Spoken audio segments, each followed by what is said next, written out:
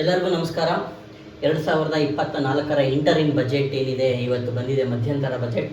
ಅದರ ಒಂದು ಹೈಲೈಟ್ಸ್ನ ನಾನು ಈ ವಿಡಿಯೋದಲ್ಲಿ ಕೊಡ್ತಾ ಇದ್ದೀನಿ. ಜಾಸ್ತಿ ಡ್ರ್ಯಾಗ್ ಮಾಡೋಕ್ಕಾಗಲ್ಲ, ಯಾವುದನ್ನು ಲೆಂತಿಯಾಗಿ ಹೇಳೋದಕ್ಕಾಗಲ್ಲ.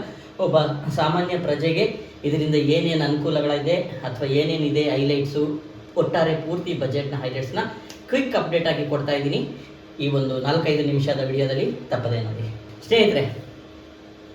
ಇದನ್ನು ಇಂಟರಿಮ್ ಬಜೆಟ್ ಅಂತ ಕರಿತೀವಿ, ಅಂದರೆ ಮಧ್ಯಂತರ ಬಜೆಟ್ ಅಂತ. ಯಾಕೆ ಅಂದರೆ ನಮಗೆಲ್ಲ ಗೊತ್ತಿರೋ ಹಾಗೆ ಈಗ ಇರ್ತಕ್ಕಂಥ ಕೇಂದ್ರ ಸರ್ಕಾರದ ಅವಧಿ ಇನ್ನು ಕೆಲವು ತಿಂಗಳಿದೆ. ಬಹುಶಃ ಏಪ್ರಿಲ್, ಮೇ, ಜೂನ್ ಆ ಒಂದು ಅವಧಿಯಲ್ಲಿ ಮತ್ತೆ ಮುಂದಿನ ಸರ್ಕಾರಕ್ಕೆ ಲೋಕಸಭೆಗೆ ಚುನಾವಣೆ ಅನೌನ್ಸ್ ಆಗ್ಬೋದು ಅಂತ ಹೇಳಿ ಈ ಒಂದು 2-3 ತಿಂಗಳಿಗೆ ಆಗುವಂತಹ ಒಂದು ಬಜೆಟನ್ನು ಮಾತ್ರ, ಅಂದರೆ ಏಪ್ರಿಲಿಂದ ಜೂನ್ ಜುಲೈವರೆಗಿನ ಬಜೆಟನ್ನು ಮಾತ್ರ ಚಿಕ್ಕ ಅವಧಿಯ ಕೆಲವೇ ತಿಂಗಳ ಅವಧಿಯನ್ನು ಈ ಸರ್ಕಾರ ಕೊಟ್ಟಿದೆ.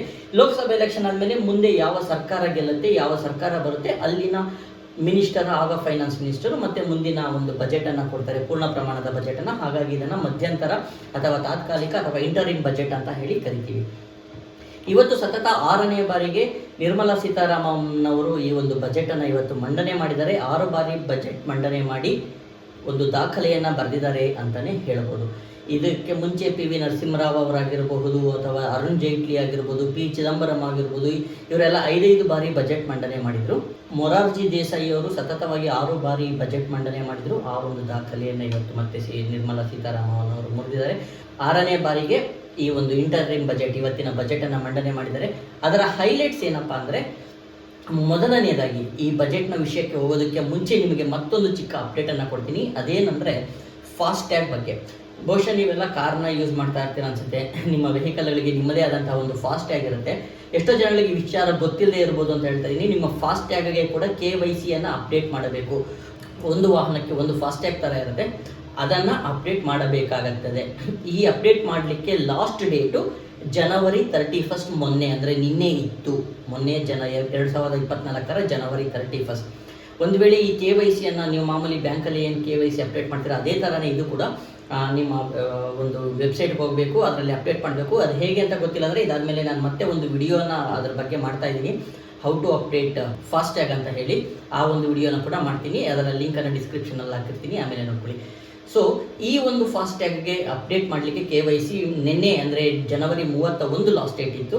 ಆದರೆ ಈಗ ಗುಡ್ ನ್ಯೂಸ್ ಏನಂದರೆ ಅದರ ಡೇಟನ್ನು ಎಕ್ಸ್ಟೆಂಡ್ ಮಾಡಿದರೆ ಇನ್ನೂ 1 ತಿಂಗಳು, ಅಂದರೆ ಫೆಬ್ರವರಿ 29ನೇ ತಾರೀಕಿನ ಒಳಗಡೆ ನೀವು ನಿಮ್ಮ KYCಯನ್ನು ಫಾಸ್ಟ್ಯಾಗ್ KYCಯನ್ನು ಅಪ್ಡೇಟ್ ಮಾಡಬಹುದು. ಒಂದು ವೇಳೆ ಮಾಡಲಿಕ್ಕೆ ವಿಫಲರಾದರೆ, ನೀವು ಮಾಡಿಲ್ಲವೆಂದರೆ ಆ ಒಂದು ಫಾಸ್ಟ್ಯಾಗ್ ಕಂಪ್ಲೀಟಾಗಿ ಬ್ಲಾಕ್ ಆಗಿಬಿಡುತ್ತೆ.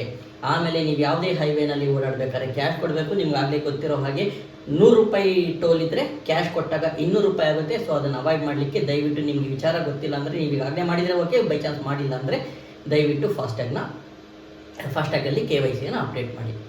ಸರಿ, ಈಗ ಬಜೆಟ್ ವಿಚಾರಕ್ಕೆ ಬರೋಣ.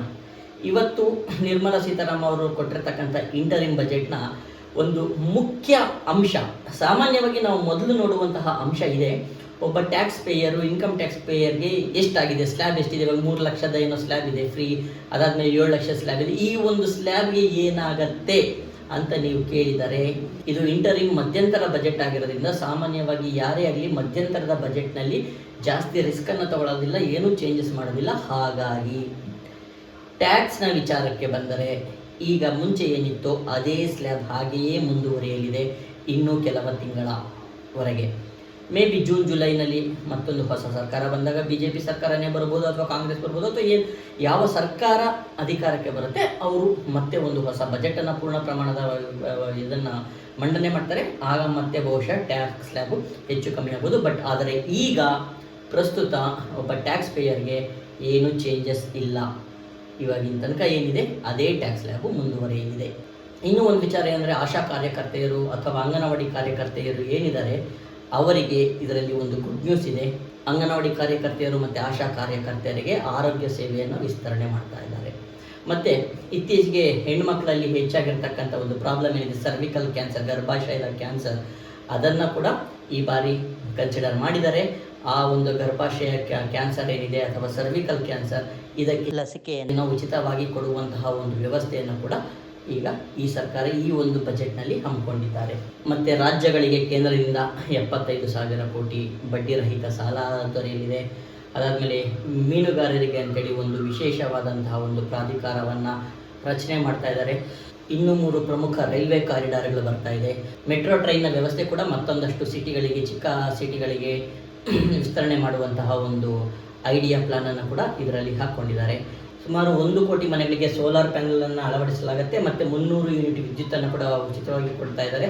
ಆಮೇಲೆ ಎಲೆಕ್ಟ್ರಿಕ್ ವಾಹನಗಳಿಗೆ ಹೆಚ್ಚಿನ ಉತ್ತೇಜನ ಕೊಡಬೇಕು ಅಂತಂದರೆ ಭವಿಷ್ಯದಲ್ಲಿ ಎಲೆಕ್ಟ್ರಿಕ್ ವಾಹನಗಳ ಪ್ರೈಸ್ ಕೂಡ ಕಡಿಮೆ ಆಗಬಹುದು. ಒಂದಷ್ಟು ಹೊಸ ಹೆದ್ದಾರಿಗಳು ಕೂಡ ಬರ್ತಾ ಇದೆ. ಆದರೆ ನಾನು ಈಗಾಗಲೇ ಹೇಳಿದಾಗೆ ಒಬ್ಬ ಸಾಮಾನ್ಯ ವ್ಯಕ್ತಿಗೆ ಈ ಬಜೆಟಿಂದ, ಸಾಮಾನ್ಯವಾಗಿ ಬಜೆಟ್ ಬಂದಾಗ ಪ್ರತಿಯೊಬ್ಬ ಸಾಮಾನ್ಯ ವ್ಯಕ್ತಿ, ಒಬ್ಬ ಕಾಮನ್ ಪೀಪಲ್ ನೋಡೋದು ಏನಪ್ಪ ಅಂದರೆ ಟ್ಯಾಕ್ಸ್ ಸ್ಲ್ಯಾಬಲ್ಲಿ ಏನು ಬದಲಾವಣೆ ಆಗಿದೆ ಅಂತ. ಏನೂ ಆಗಿಲ್ಲ.